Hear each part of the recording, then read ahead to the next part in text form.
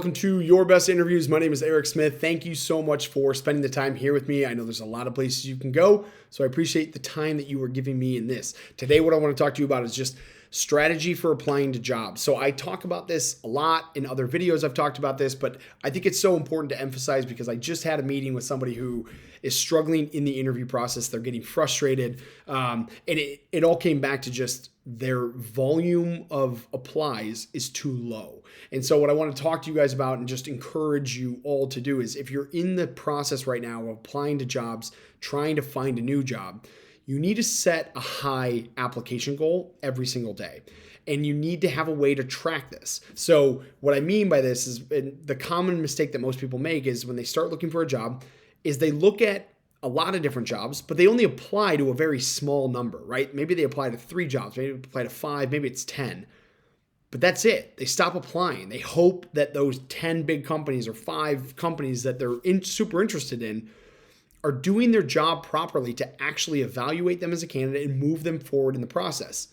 That doesn't happen. Unfortunately, the hiring process, the recruiting process is unfair, and most companies have a broken recruiting process, right? So when it comes to actually evaluating candidates, screening candidates, and moving the most qualified into pipeline, that doesn't always happen. And so you as a job seeker, you have to advocate for yourself and you have to do what's right for yourself by getting in front of a lot of companies. And so what I always recommend and what I would recommend for you right now, if this is relevant to you, is open up a Google Sheet or an Excel spreadsheet and start tracking where you're applying.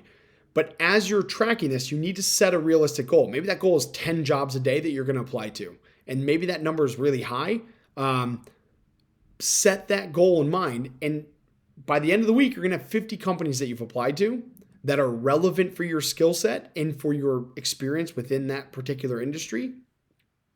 And what this does is drastically increase your odds of getting interviews and getting a job that you really want. And so if you're just now starting the process or you've been applying but just not getting the responses back that you want, first you need to realize that the entire process is not fair. It's broken. Most companies, even big companies, have broken processes where they'll post a job, it sits out for a long time. Maybe they get a lot of candidates. Maybe you're one of 60 candidates in the pipeline or 100 candidates in the pipeline. Maybe they just go through 20 and they find their top 8 that they want to interview and then they stop looking at other candidates. That means that you could be the most qualified candidate for that role, but not end up getting the interview.